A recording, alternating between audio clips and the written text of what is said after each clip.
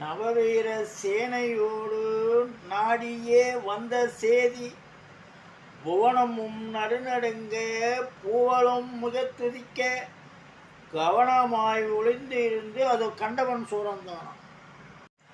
தந்தி மாமுடைய 5 கரமுடையோனே சங்கரா என்ற முதல்வா, தயவாக என் வினை தீர்த்திடும் விநாயகா, தரணியில் கீர்த்தி பெறுவாய். உலகத்தில் உன் பேரும் பிரகாசமும் ஓங்கியே விளங்கி வாழ்க. கந்தற்கு மூத்து மராமரம் பிடுங்கினேன் மண்ணோடு விண்ணுதிர மடையனே உங்களுக்காய், மாங்காயைப் போலவே தட்டியே கொட்டினேன் மகாபடையாவும் உரிய. 1000 வீரர் 1,00,000 படைகளை ஒரு நிமியில் கொன்று போட்டேன். உலகாலும் சூரனே தம்பி நீ வீரபாகு, தரகுடன் சென்று போய் நீ வம்பு செய் சூரனாண்ட வாய்மொழிகள் தெரிய கேட்டு, தும்பர்கோன் சிறை மீட்க விடுமென்று கேட்டுப்பாரு. அவன் வம்பது செய்வானானால் வரச் சொல்லு சமரில்தானே.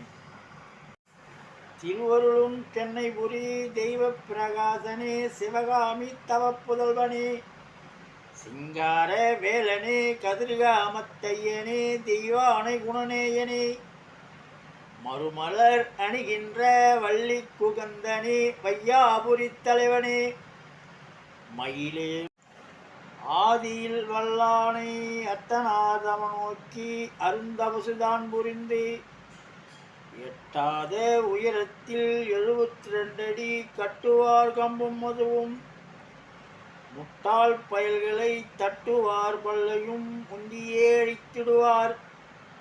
மூடனே ஈசனார் அளித்த மைந்தன் எடுத்துமே உச்சரித்து, பாசுபோல் படர்ந்த அரக்கன் உன் பனாதி சேனையெல்லாம் நாசமே செய்து அவனை நடுகடலில் மூழ்குவாராய்.